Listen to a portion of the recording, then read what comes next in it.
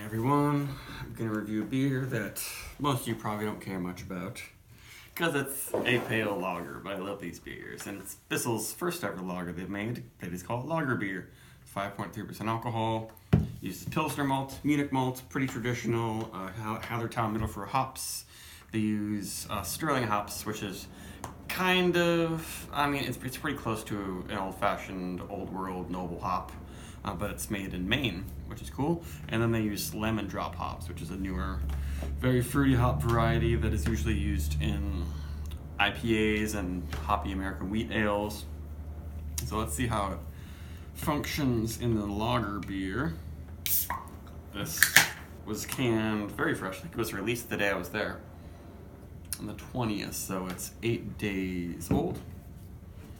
Let's jump right in. I actually have had this before, and I thought it was pretty intense. It was very flavorful for a lager, big on the lager yeast, very minerally, kind of musky or something like that. Really nice head. Their lagers have fantastic heads. Actually, all the Bissell Brother beers look fantastic and have really great, creamy, thick heads. The only one actually that doesn't have this dense of a head they make is their Kickflip, which is their cream ale, which I guess is also their most highly carbonated.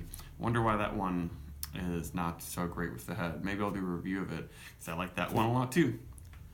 But that looks like your standard super pale lager. It's unfiltered, so there's some very, very, very tiny particulates in there. But even with the big head that formed, you can see it's not overcarbonated or anything. Only a few little bubbles coming up there.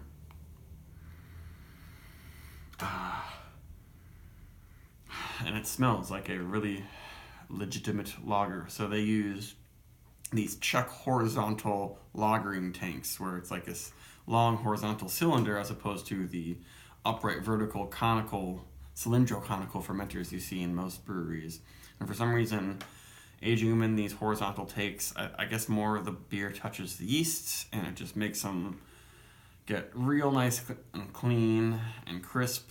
Like I think Trillium is using the horizontal tanks now.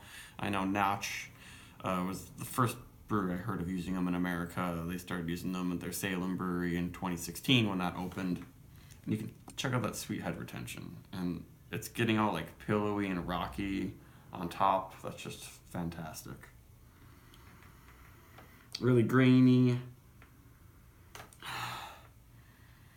And even though the lemon drop hops are kind of weird for this, it's not really pulling the aroma too citrusy. It's not smelling too much like, some sort of IPL or hoppy American lager. It does kind of pull it towards the lemon black tea side of things a little bit more, but most pale lagers and pilsners have a little bit of a lemony zip to them, I would say. Really nice body, and a little bit sulfury. That's the thing about their lagers, is that it seems like they just have more yeast character.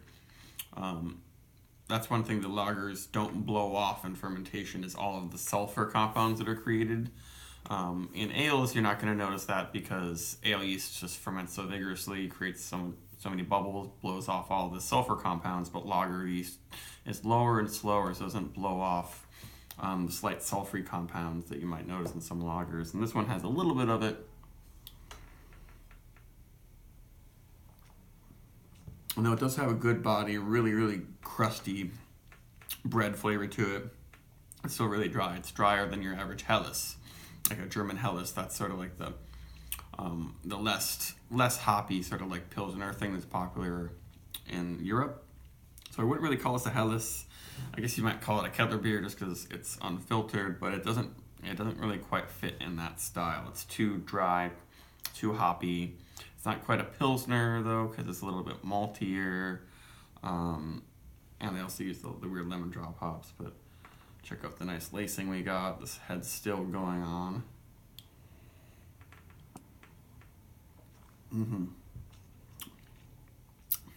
Yeah, that's really nice. And sometimes I get sort of a Ricola sort of flavor from lemon drop, which, I don't know, I'm not quite getting that. And the finish is where some more sulfury quality comes through, which I like to describe as like being musky. I don't really know how else to explain it. This isn't quite as delicate. It's not like your delicate pale lager. It's got some big flavors, I would say, coming from the hops, malt, and yeast. Even though it looks, like Budweiser, and it's not, it's kind of a similar style to Budweiser, I would say.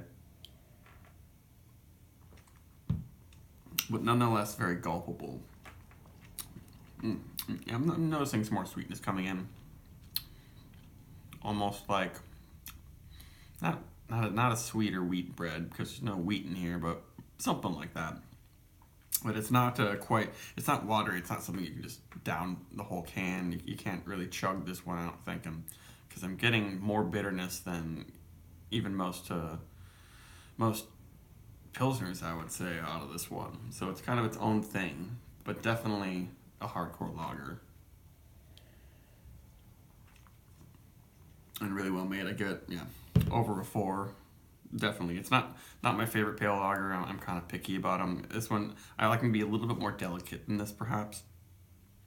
But it nails the feel and the look and the head retention and all the hallmarks of a quality lager, for sure. So next time you're around Bissell Brothers, don't write this one off. They do really good lagers in addition to all their hoppy stuff.